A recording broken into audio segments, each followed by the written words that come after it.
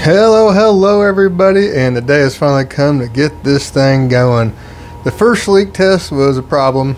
We had to see this where the drain plug is. We had to do some more sealant because even though I sealed off the bulkhead part of it the first time around, the plug was still leaking at the actual threads. So I went ahead and sealed the entire drain plug off, and I talked about using, in my other video, I talked about using some aqua clear sponges, but I got them and I really hated them. So I ended up finding my normal size ATI size 5 Pro sponge filters I always get at a different retailer than I usually use. So I found them, and so I'm going to go with those. I'm going to drain this out and we'll get started. That rock is just there because when the sponges were full of air, when they were brand new, the whole thing wanted to float up. And the first thing we're going to do is drain this down, start putting some blasting sand substrate in it. Okay, so we got a bunch of the water out, like 99% of it. And now it's time to start. I want to go outside and rinse. The black diamond blasting sand is what I want to use for this. And as you can see, there's the filter setup I've got going. I've got a 2-part video series on how I built this DIY pond filter. If you want to check that out, I'll put links in the description to that. And now it'll be time to add the black diamond blasting sand. First I gotta rinse it though. So I was able to have a nice day to rinse this blasting sand. You gotta rinse it real good because it's pretty dirty. All I did is fill a 5-gallon bucket up, about half full, turn the hose on, and every once in a while I'll stick my hand in there and stir it up till it wasn't cloudy no more, and then you let the hose run. And then eventually it'll go until it runs clear, and then you know you're done rinsing it out. Alright, so we've got the substrate in here, and I ended up putting 3 50-pound bags, so we got real deep, nice substrate in here to grow lots of plants. I'm gonna grow a bunch of crypts in here is the plan, and maybe some anubias, and of course moss. So let's get started on that. Alright, and this is my 29-gallon Panda Guppy tank, and these are my favorite crypt ever. These are Florida Sunset crypts. They're a variant of the Wendeti crypt with some reddish and brownish tints to them. And so we're going to harvest a whole bunch of these out of here, and they're going to go in the pond so I can hopefully grow enough of these to offer them on the website someday. So we'll see. I had 3 little plants and it took 2 years to get to this point. So they're slow growing because they're crypts, but alright, I'm going to pluck some of these out. So I was able to pull out a lot of crypts out of that tank, and the good thing is with that Panda Guppy tank, there are no shrimp in there at all, so we don't have to worry about getting the wrong shrimp in here. So I'm going to show you guys how I plant a few of these. I just use my hands. I have some planting utensils, but I think it's easier just to use your hands. Alright, we got lots of them in here.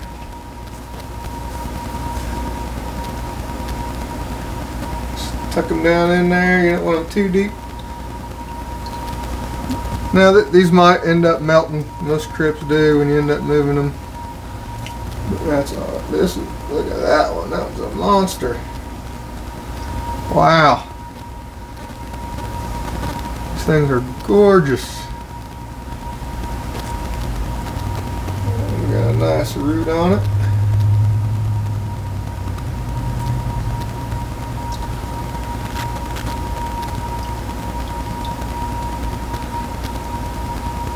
Here's a smaller one.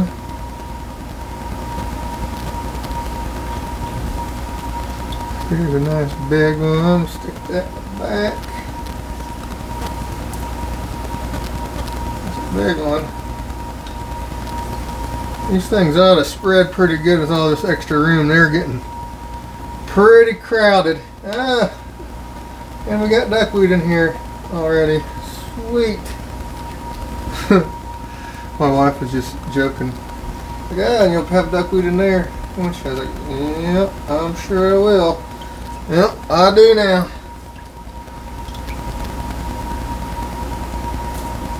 I'm going to try to make this half of it mainly crypts, because I'm going to put some anubias and moss in the middle, or anubias will be on the other side. And I want to leave the middle part open mainly.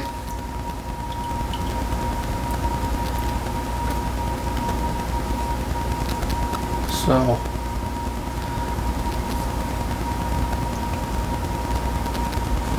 excited about having space to grow all these crypts.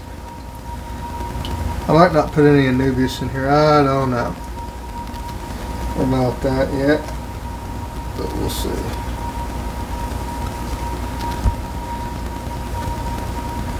Because I want to keep the middle part mainly open so I can deal with shrimp.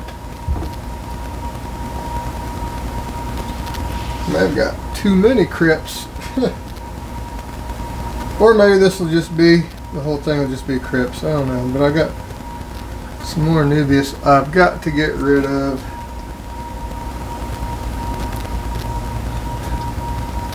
We'll see. Because I need to put something in here that grows fast at first. And crypts do not fit the description of growing fast. So I'm going to get these guys tucked in here and check back in with you here in a few. Well, after pulling out all those crypts and getting them planted, looks like this one's going to be a Florida Sunset crypt farm, and I'm okay with that. This crypt is amazing, amazing, amazing. I love it. So I'm excited about this. So I'm going to start filling it up, because the rest of it's just going to be some moss. I might stick some mermaid weed in here just because, and I'm not sure yet, but I'm going to start filling it up so then we get all these plants in here arranged, and because I'm sure some of them will uproot when it fills up with water and try to float away and all that, and the leaves are all tangled. So I'm going to fill it up, deal with that, then I'll be back. Alright, so all the crypts are in there, it's filled up, and this looks so good. I'm sure it's not looking that good on the video. There is a little bit of cloudiness to it just because of the new substrate and stuff, but it looks really good. I cannot believe all these crypts come out of the 29, and there's still plenty of crypts left in the 29. I'll show you that real quick. As you can see, there's still plenty of crypts left in here, and so that's super awesome. I'm super happy with this. Whew. Alright, next is we're going to find some moss. Okay, so now we're going to talk about how we're going to instant cycle this. Now normally if you do it without any type of doing this, you're going to have to wait 2 or 3 months at least before you can put stuff in your aquarium or your pond in this case. Now when we do this, it's not going to be completely 100% cycled, but it's going to give you a huge jump start, and you're going to be good to put some stuff in there. Now you want to be easy at first, so this goes not just the pond, this is for every aquarium. And I am going to, now this is the Bloody Mary tank, so we ain't going to worry about getting the wrong shrimp in there, and that's very important. So first thing I got to do is take off the power head on my DIY filter deal I got going on here, and I'm just going to leave that running, and I'm going to pop this sponge off, which is easier said than done.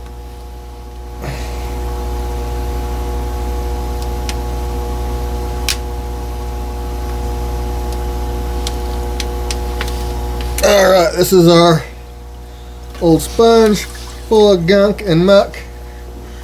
I'm gonna throw that in there.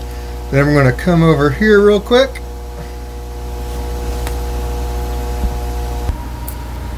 And we're gonna take this grody sponge covered in poop and grossness, and we're gonna just squeeze it out. It's gonna look gross. It's gonna be horrible looking. Disgusting. I'm just gonna clean this little sponge out. This sponge is really bad. And then we're gonna let that cycle in there.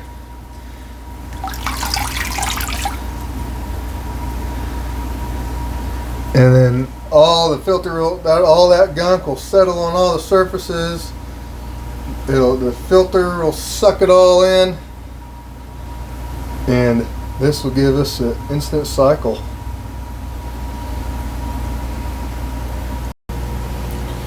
All right, so we're gonna let this do its thing for a few minutes. Well, more than a few minutes, probably an hour or two.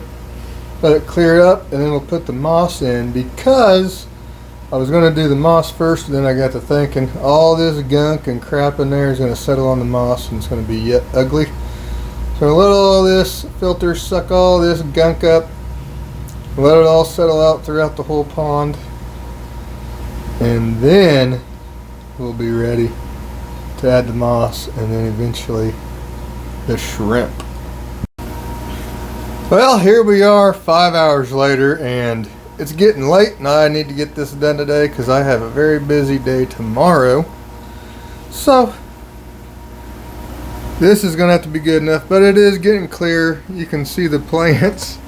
It'll be crystal clear, and if you look at this pond filter, the sponges, look how nice and gunked up it's getting, which is what we're after, because then that means all that goodness and cycling gunk from the 40-gallon Bloody Mary tank will now be in this 100-gallon Bloody Mary pond. So let's go gather up some moss. Hopefully we can see good enough to plant it. So if you want to see what this looks like when it's cleared up and looking good, I will be doing update videos on it fairly regularly. So go ahead and subscribe, hit the notification bell so you don't miss out on anything. Let's go get that moss. Alright, there's tons and tons of moss in here. I'm going to try to shake off the snails, and I'm sure we're going to end up with some shrimpies. Look how many shrimpies are in here. This is just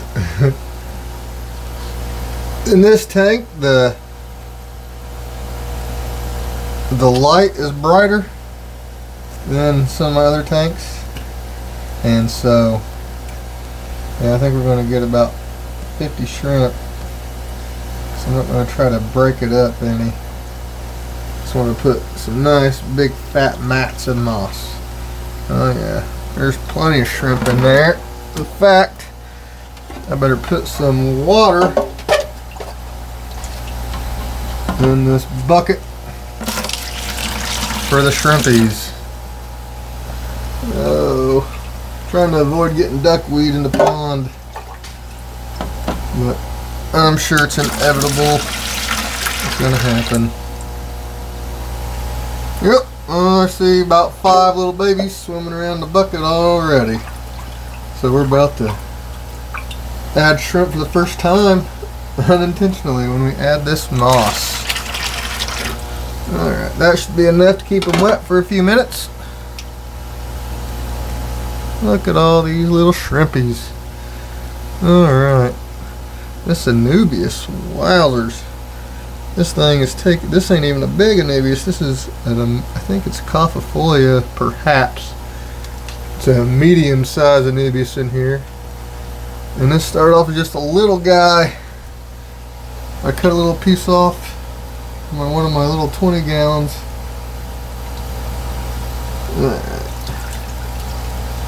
Maybe that will be enough. Let's get this situated. So look at all those shrimp in here. Alright. So there we go. Collected the moss. Now let's put some of this moss in here. Unfortunately, I don't think you're going to be able to see much because I'm barely going to be able to see anything while I do this. About need to take my shirt off, so you all don't want to see that. Because I'm going to get soaked diving into this. Let's see if we can see any shrimpies swim off. Haven't seen any yet. Oh, there's one. There's one swimming right there. There's some duckweed. I've seen two little guys. We got our first inhabitants. Oh, yeah. Oh gosh. There's probably 50 little baby shrimp in the bucket. Put a nice clump back in here. Nice clump right there.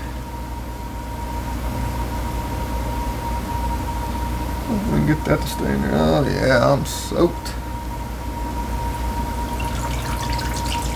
I may end up going and getting even more, but we'll see. Let's see how many shrimpies come off this clump.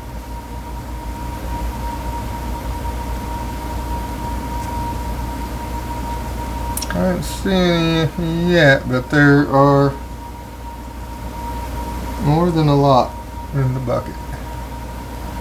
Alright, we'll put this guy right here because I want to keep an open section because I still need to be able to get in here and call them. So,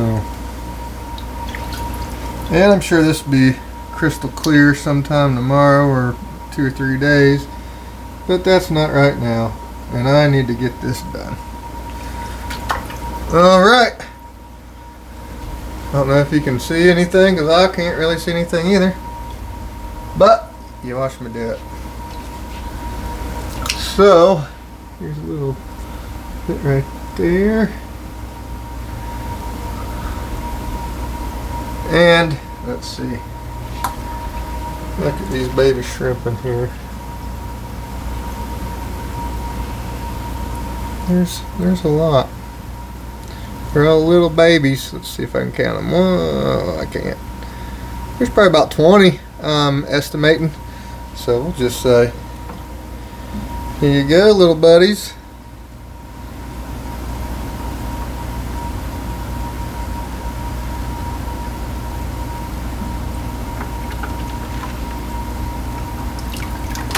Get them all? Nope.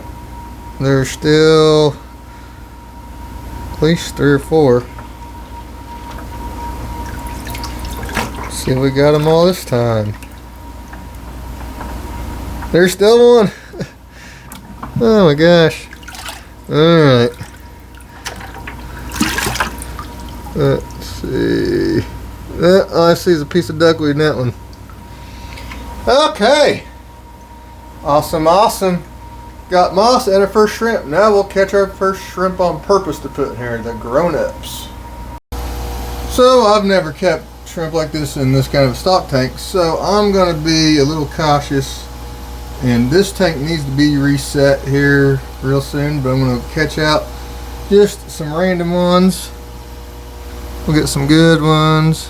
I mean, they're all pretty good in here, but we'll get a bunch of random ones, some buried ones, and we'll put these guys in here in this pond and we'll see how they do. I'm just not in a hurry, say something's wrong or whatever. I'm not in a hurry to kill all my Bloody Marys, so we're going to do a nice little test run. Try to get about 40, 30, 40, I don't know. That's what we'll shoot for. Something like that.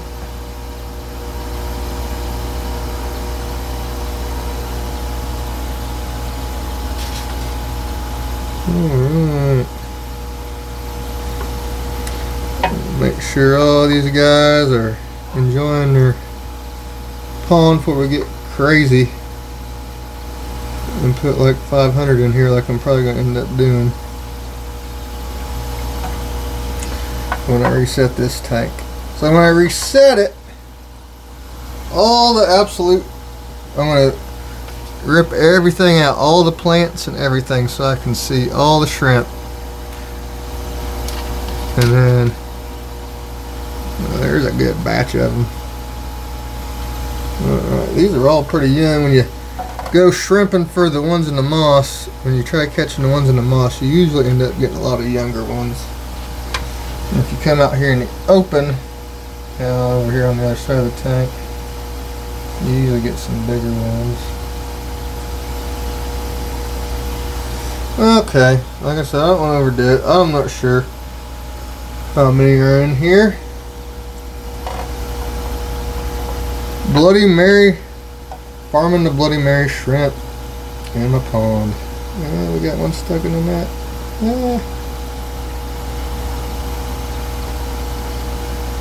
Let's see. Alright, got him. So let's take a good look. We got some really good ones. We got some so-and-so ones. Well, that's what we're, besides the babies that went in there with the moss, this is the starting point for the Bloody Mary shrimp colony in the pond. Alright, here we go.